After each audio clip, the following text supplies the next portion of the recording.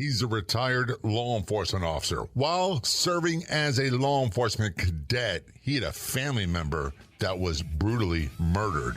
And he talks about his own officer-involved shooting. Welcome to the Law Enforcement Talk Radio Show. In the Law Enforcement Talk Radio Show, we are joined by special guests talking about their experiences, the realities of investigating crimes, plus those who have experienced horrendous trauma. Police, first responders, military, and victims of crime share their stories. Hi, I'm John J. Wiley. In addition to being a broadcaster, I'm also a retired police sergeant. Be sure to check out our website, letradio.com, and also like us on Facebook. Search for the Law Enforcement Talk Radio Show.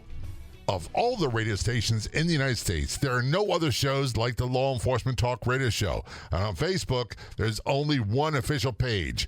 Do a search on Facebook for the Law Enforcement Talk Radio Show, and be sure to like the Law Enforcement Talk Radio Show Facebook page. Contacting us from Southern California, we're retired law enforcement officer and award-winning novelist David Putnam on the phone. David, thanks so much for being a guest on the Law Enforcement Show. Very much appreciated.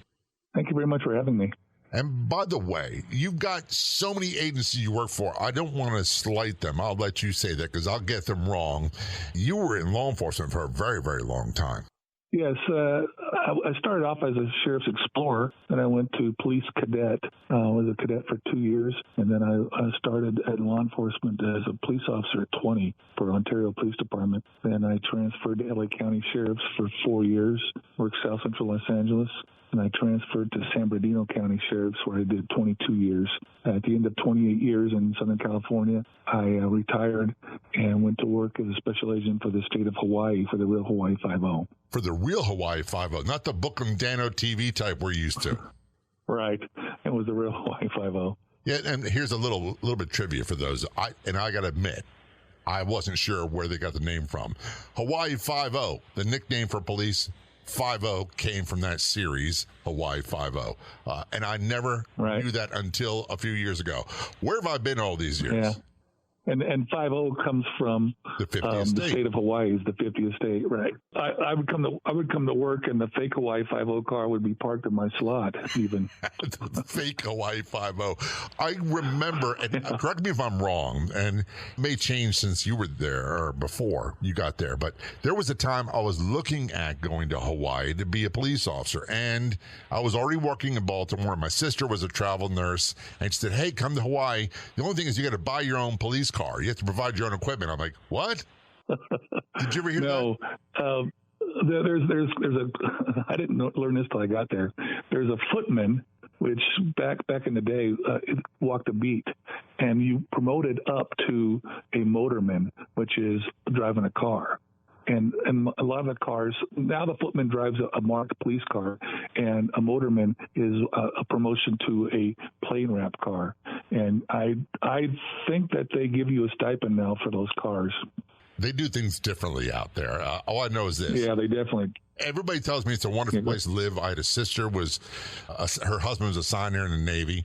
I had a sister who was there as the traveling nurse, and she said it's a great place to visit, but so expensive. Just the food costs alone would be enough to bankrupt just about anybody. So how people can live on a police officer's budget out there and earnings, I just don't know. Yeah, you couldn't live along the coast. You have to live inland, where it's less expensive to live. And then you just have to know the places where to go to buy food. And it's not that bad, really. There we go. Well, so now you're back stateside.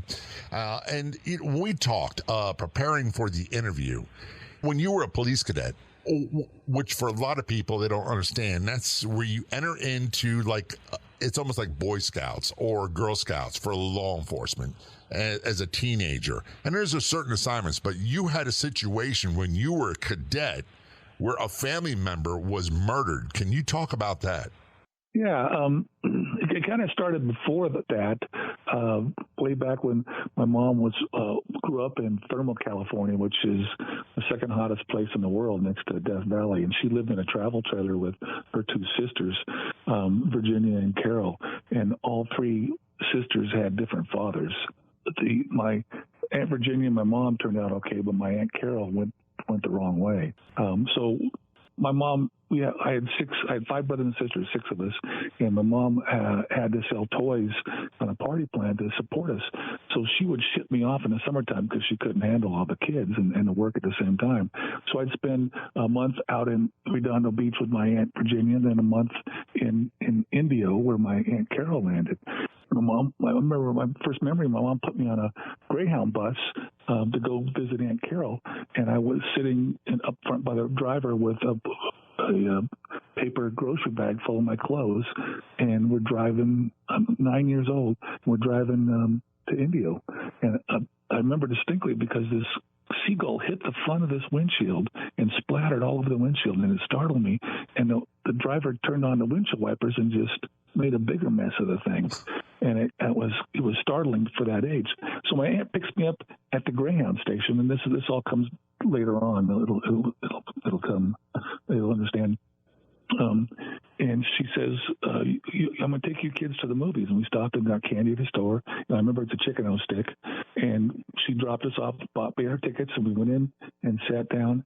And I'm sitting there watching, and the movie comes on is In Cold Blood, in black and white. And I'm 9 years old. And my aunt took me to In Cold Blood. So fast forward to I'm a cadet. I was an explorer first, which is the Boy Scout thing like you're talking about. But a cadet is like an intern for the police department. He's like a gopher. Gotcha. And he works the front desk, and he fingerprints the sex registrants, the teachers, and the druggies. So what happened was my aunt and my cousin Danny, little Danny, we called him, he was 17 years old, and they were selling tar heroin for the Mexican mafia. And my uncle, he was my favorite uncle, he was just a great guy. He worked for the Metropolitan Water District out there, which was important because it's the Coachella Valley. So he was well known. He found out my aunt was selling tar heroin and said, "You stop it or I'm going to call the cops." And my aunt, I don't know this part about it, but she put a double life insurance policy on him, and then she hired a hitman named Cornelius out of Orange County. And you can Google all this; it's all a matter of public record. And they stiffed in a call to the Metropolitan from saying that there was an emergency at the Metropolitan Water District. My uncle drives out there, gets out to unlock the gate, and they walk up behind him and they assassinate him. Wow, we're talking with David Putnam. We got so much more to talk about this case and the ramifications with his law enforcement career and how it inspired him to continue his career in law enforcement, his books, and more. This is Law Enforcement Show. We're taking a short break. I promise you, we'll be right back. Be sure to follow me on the Clubhouse app. It's like having your own talk radio station on your phone. And best of all, it is free.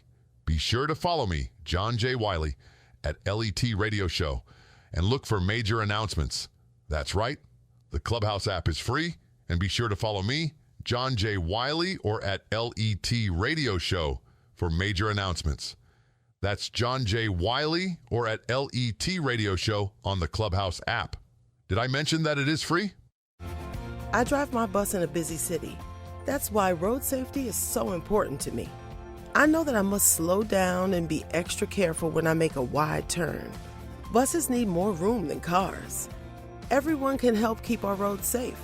Next time you're driving, remember to give buses plenty of time and space to finish turning before driving ahead. Let's all plan to share the road safely. Learn how at www.sharetheroadsafely.gov.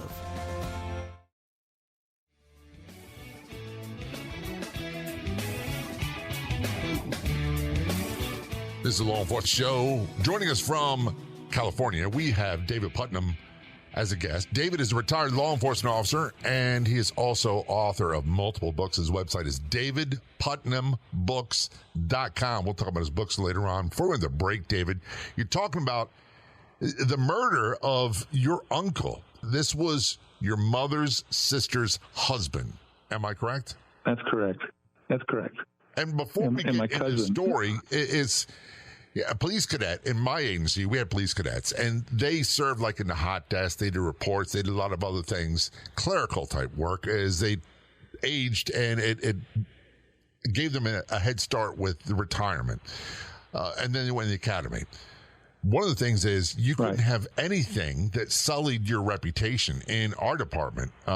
So to be in a situation where you're a cadet and you have an aunt, before we get into the details of the murder, you have an aunt that's involved in selling tar heroin, that puts an inordinate amount of pressure on you, doesn't it?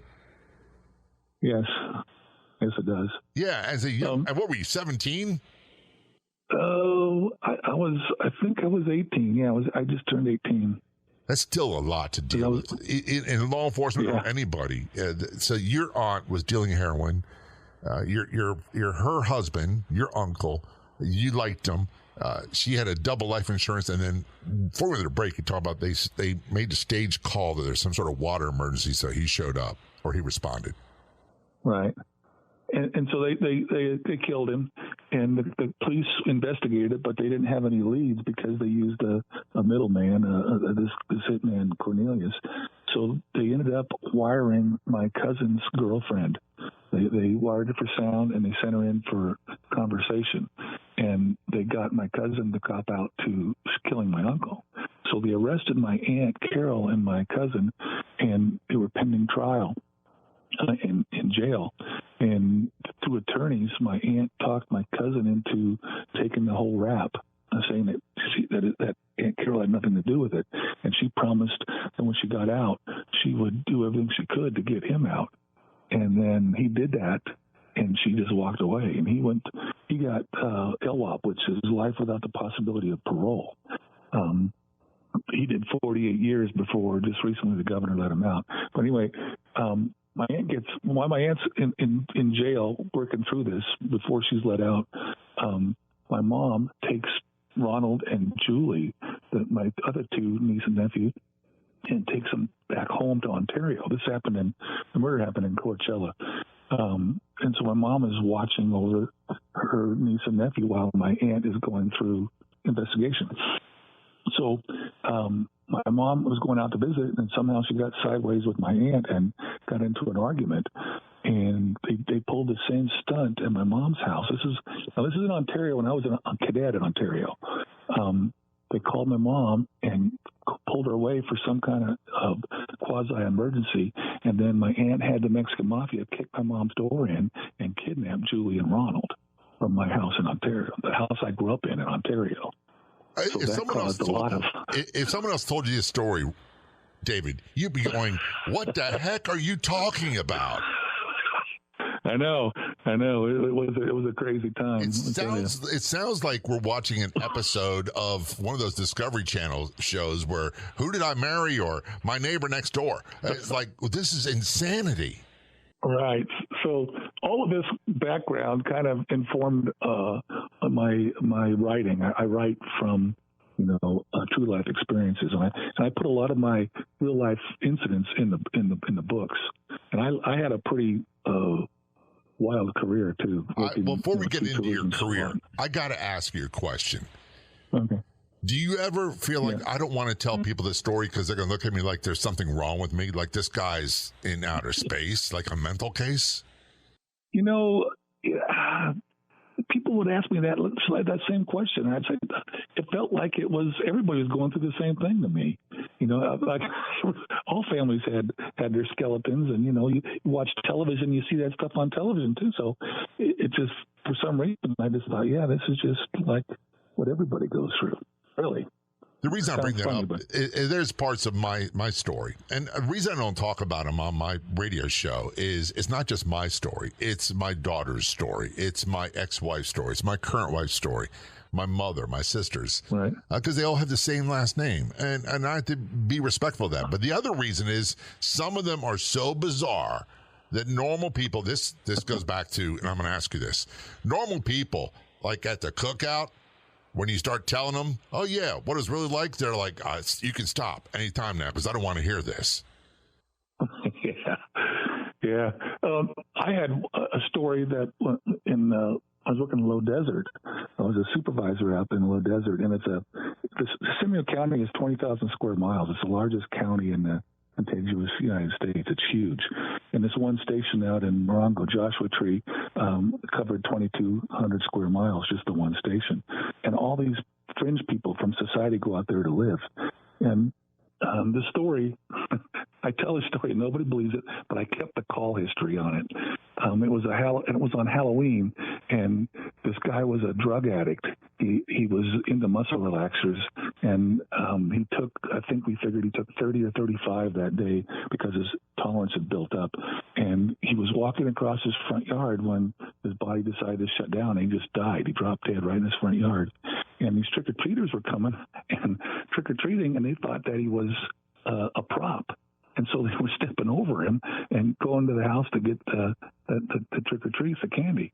So long about midnight, the wife, she's in there watching, she's a speed freak. She's watching the big screen television, the door open, it's cold, it's a low desert. And she looks out and her husband's DFO, that's what they call it, and he done fell out. So like he's done before, so she goes out and picks him up by the ankle and drags him into the house. And he's banging his head and tearing his shirt, gets him in the house. She feels his face and he's cold. So she gets a thermometer and tries to stick it in his mouth, but he's got rigor mortis and his jaw's locked tight. So she flips him over, pulls his pants down, sticks a thermometer in his butt and pulls it out. Oh, he's cold. Takes all his clothes off, and she's using that dryer to heat him, to warm him up, warm his body up. And as it happened, it was a well-patrolled area because it was a high crime area. And the deputy's driving by real slow, and she looks out the door and she sees him. She runs out, deputy, my husband's sick. And the deputy calls medical aid. He comes running in, and there's a naked dead guy on his stomach with a thermometer in his butt, and a lady with a hairdryer trying to warm him up.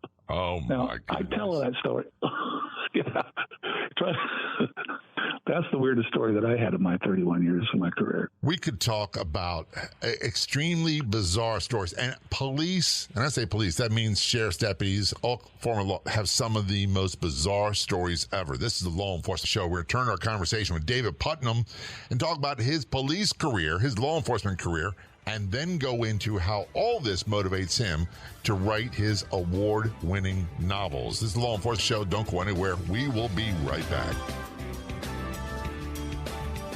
They say that it's not about how much you earn, it's about how much you save. And that is partially true. If you can take some of that savings and turn it into high-yield investments, you are way ahead of the game. Get more details on how you can get started at letsavings.com. letsavings.com. Again, that's letsavings.com. I drive my bus in a busy city. That's why road safety is so important to me. I know that I must slow down and be extra careful when I make a wide turn. Buses need more room than cars. Everyone can help keep our roads safe. Next time you're driving, remember to give buses plenty of time and space to finish turning before driving ahead. Let's all plan to share the road safely. Learn how at www.sharetheroadsafely.gov.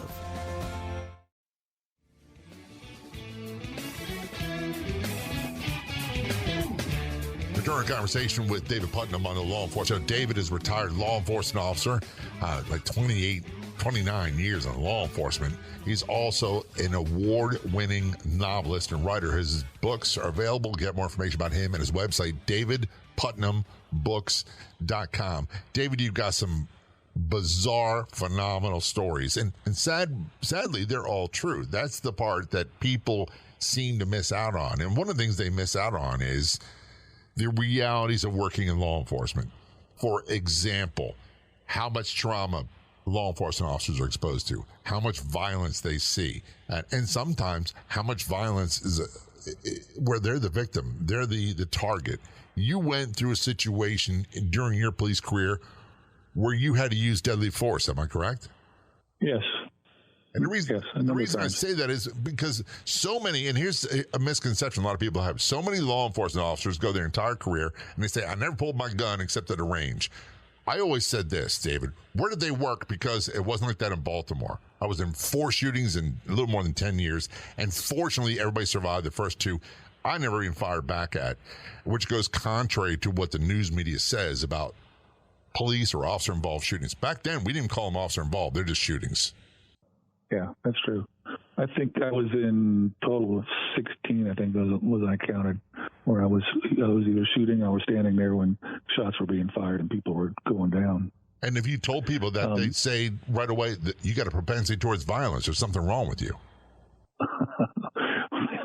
true, but I was working on a violent crimes team. They did 2 tours on SWAT, and we were put into those situations chasing the bad guys. That's exactly what I would say too. I didn't make this happen. I responded to a call, or someone shot at me. And here's the thing: before we get into your officer involved shooting, we talk about in depth. When people shot at me, I was shocked. My first reaction was, "You don't even know me. Why are you shooting at me?" Right. Yeah. I since now realize it's because of what the uniform I wore. That's why. All right. The first time I was brand new, young, and I started early. They hired me at 20 because I was a cadet. Went through the academy, went through training. When I got off on my own, I went to an armed robbery of a photomat, and that's back when they had those kiosks in the parking lot. So we don't have them anymore. You drive up and put drop your film off, and come pick it up a few days later. Well, 2 people robbed this kiosk, and I'll shorten the story a little bit because it gets a little long. And the look on that woman's face and the fear, I wanted to chase the people that caused that. And so I started chasing violence very early in my career. And as a patrol officer, I did a detective job. I would answer my calls, but on the side, I would be working these armed robberies. I'd pull the reports. I'd have my own pin maps, and I was arresting armed robbers after the fact.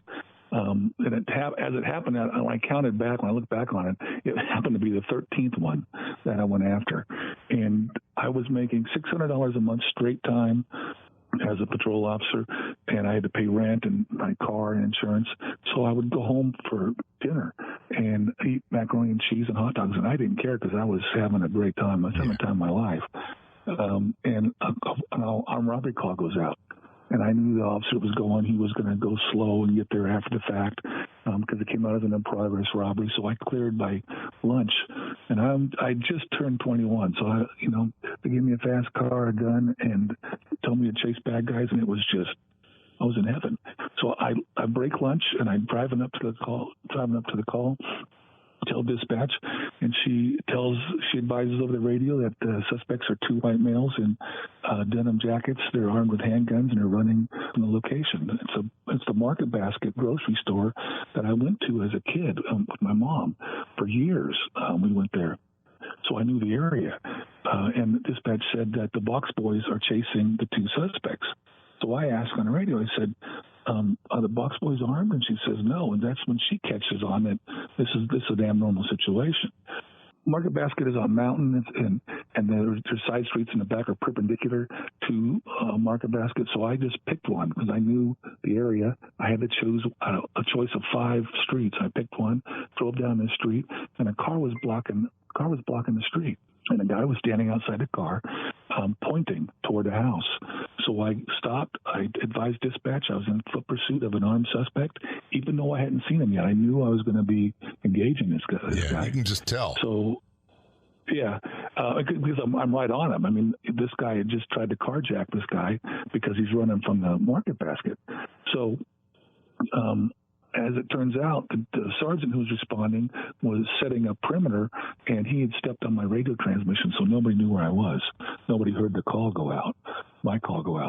So I ran up to the house, and there's a man that comes out the front door, very elderly, and he says, he's in my backyard. So I said, can I go through your house? And he turns around too slow, but I think I was just probably too pumped up and too young, so I couldn't follow him. I went to the side. I just vaulted his fence, and his dog attacks me. Comes at me, and I shoot the dog off. He calls the dog, and I run to the fence, and I could hear the guy yard jumping. He's going over fences, and this is at dusk. It's low light, just after sunset, and it's got that sparkly, that grayness in the air kind of thing. And so I keep jumping yards until I don't hear him anymore. And I do a quick peek, look over, move down, do a quick peek, and I go over the fence. And I'm looking in the backyard and all the shrubs, thinking that he's laying in wait. And I look up, and through the sliding glass door, he'd gone in the house. And there's a white guy with a Levi jacket, has a kid in a headlock, holding his feet up off the ground, and has a gun to his head. And he yells, "Quit chasing me! I'm going to kill you!" So I line up on him. I don't know what to do because this is my first, violent encounter. I give a talk on anatomy of violence and what it takes to shoot somebody.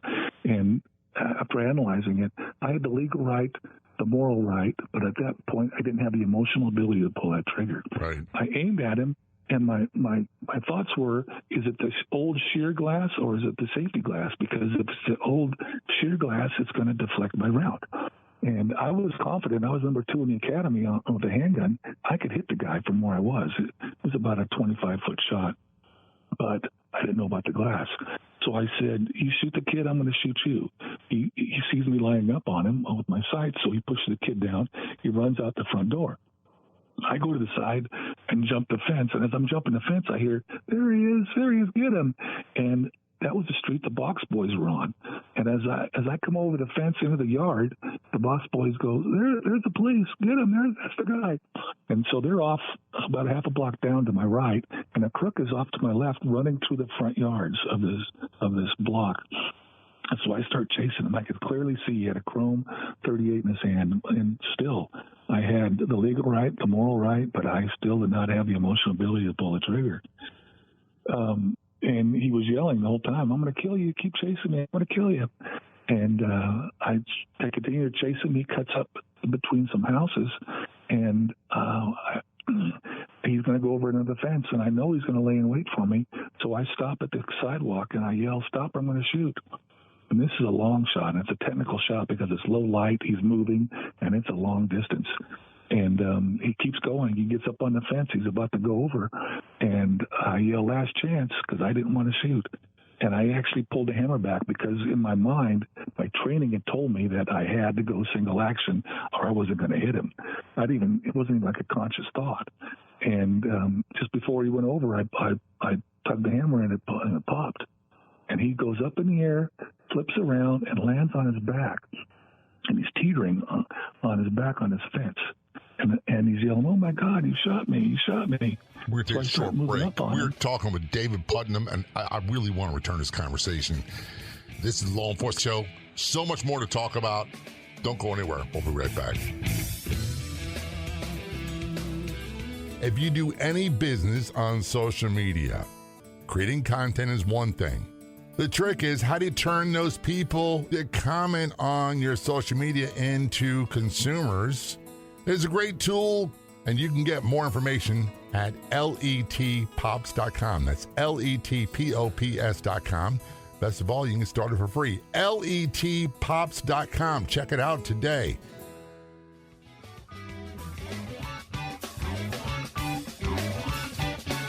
Return a conversation with David Putnam, retired law enforcement officer, also author of multiple award-winning books. Get more details at his website, davidputnambooks.com. David, before we went to break, we're talking about this incident where you're chasing the guy, and I got to tell you, I'm like, adrenaline's going, and I'm visualizing the stuff I went through. And you're telling in detail, specific detail, your thought process, all these things.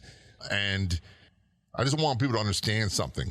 From my experience, and I'm sure it's the same with you, these things happen in a flash, and we have more time to think about it afterwards. But what's going on, it's quick reaction. You resort to your training, all those things.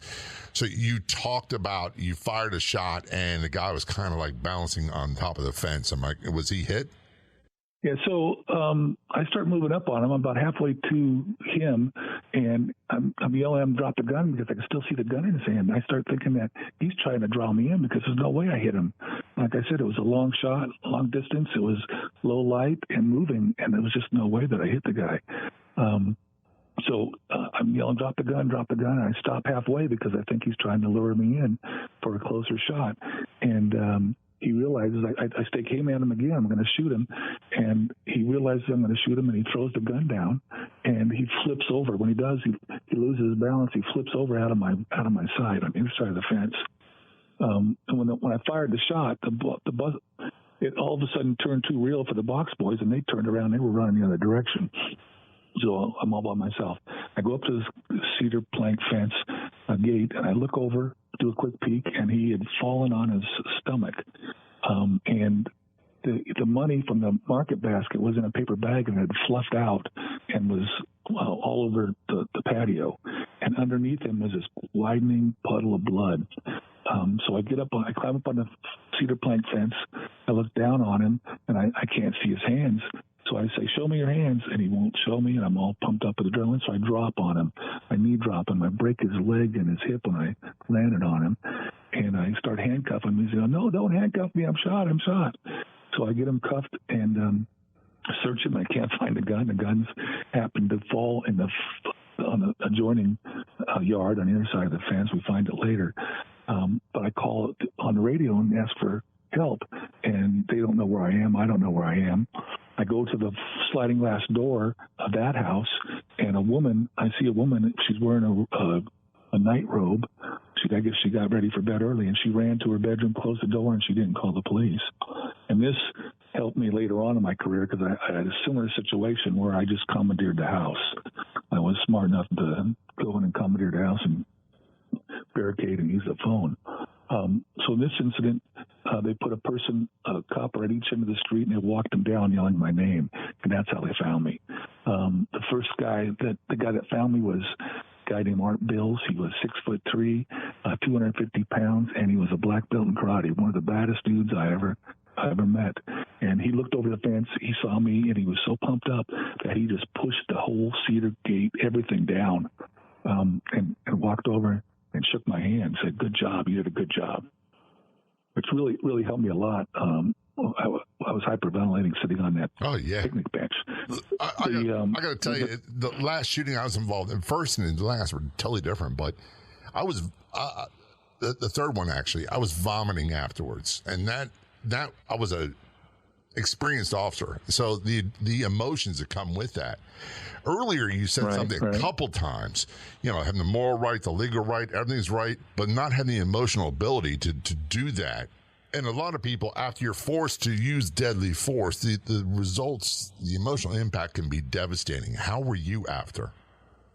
Well, there's a little bit more to the story. It turns out that these guys were serial robbers, and they had robbed the farmer's market and a pharmacy that day, and they had shot the pharmacist. And I'd hit him as he was going over, and it went through just under his tailbone, and it just went right through him. His prostate, his colon, his upper and lower intestine, and lodged in his chest, and the paramedics got there and saved him. He had 4 balloons of heroin in a keister stash up in his rectum, and the doctor said if I had been an inch lower, he would have overdosed on heroin, which would have been, poetic justice. But the pharmacist that he had shot that day was a nurse at the hospital that he took him to. So there was a little bit of irony in that. I lost my train of thought. What we're getting at is, all things being righteous, a justified shoot, all those things, quite often it doesn't take away the experience for especially a young officer. And you said you're hyperventilating. And I'm just curious, did it take you a while to process that? Because back in the day, we didn't have all we have nowadays. We didn't have crisis intervention teams and peer support. We had the suck it up, buttercup police, your police attitude, on the next call. Yeah, and back then they said they gave you like 2 weeks off to recalibrate. But back then it had just the thinking had just shifted, and they said it was better to get them right back on the horse. So they gave me the time off, and then one captain decided, no, that wasn't right. So the next day I was off. I was supposed to be at work, but I took it off, and they called me and said, no, you're coming back to work. So I came back into work the very next day, yeah. Got back in the car and started driving around. As if nothing happened. Yeah. As if nothing happened, yeah. That's right. I'm going to handle calls like nothing happened. Look, you and I can joke and laugh about that, but here's the reality. And before we get into your novels and your life after, is, I tell people I cried quite often in a patrol car. You never saw me cry in public. That was, except maybe police funerals. However, you go from a life and death, really traumatic incident to a parking complaint or a neighborhood dispute or some other routine call and act as if nothing had happened. And I can just see you going from a life and death situation like this to handling routine calls the next day as if nothing happened. Yeah, you go to a domestic dispute and people are arguing, and it's so insignificant in comparison to what just happened. You know what I mean? It's like, why are you people even arguing about something so petty when the real world is out there? You know what I mean? Oh, well, the he said, she said, I have no tolerance for. Just right, police work ruined me for that. And I tell my wife all the time, we'll turn on the television. There'll be these shows where they have so-called pundits arguing about stuff. I'm like, I can't listen to that. It reminds me of domestic disputes. I can't do it, David. So you retired from police work and began a career as an author. Before we get into specifics, did your police career, was that a motivator for you writing your books? Well, I was an avid reader before I was involved in law enforcement, and I read everything. I mean, from a very young age. So I think Adam 12 and Joseph Wambach kind of pushed me into law enforcement. So when I was a cop, I was on looking at narcotics. I was on a surveillance of a meth lab out in the Lucerne Valley, which is Mojave Desert, nothing out there. And it's not like in the movies where all the cops are watching the same house. When you're on a surveillance, one guy has the eye and everybody else is laid off. Right. So now they gave me a fast car, a gun, and a badge to chase bad guys, and I got to read books, which was the number one thing I loved to do. So I was down to my last book in the backseat of my car that I stored in the backseat of my car. The first one was an international bestseller, so I bought the second one. But what happens so often is an author will write for 10 years on one book, finally get it published, then he has 1 year to write the next book. So I was a captive audience. I'd read this whole book, and it was just a dog of a book. And when I got done, I thought I could do better than this. So this is 1989, and I wrote my first 4 novels on the front seat of my cop car during surveillances. That's amazing. And each book was 4 legal pads long. And so that started my career. I started writing when I was still a copper, and I would get up at 4 o'clock in the morning. I'd write for 3 hours and go to work, and I would do that every day. And how many books do you have to your credit now? Well, I was on my 38th manuscript. I wrote 38 books before I sold my first one. And so I'm on book, and that was in 2014 when I sold my first book, which was called The Disposables. And it's a continuing series with a character named Bruno Johnson.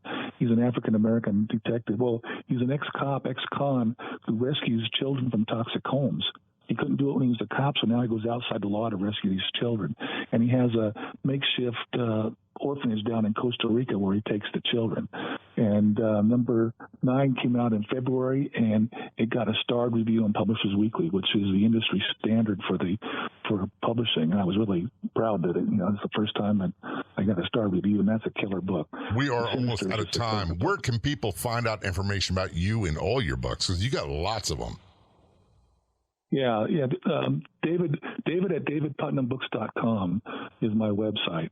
And I just had a new one come out. It's called The Fearsome Moonlight Black. And it's a second series. And the first part is all memoir. It's true stories of everything that happened in my career in the first year. I'd like to thank our guests for coming on the Law Enforcement Talk Radio Show. The Law Enforcement Talk Radio Show is a nationally syndicated weekly radio show broadcast on numerous AM and FM radio stations across the country. We're always adding more affiliate stations. If you enjoyed the podcast version of the show, which is always free, please do me a favor and tell a friend or 2 or 3. I'll be back in just a few days with another episode of the Law Enforcement Talk Radio Show and Podcast. Until then, this is John J. Wiley. See ya.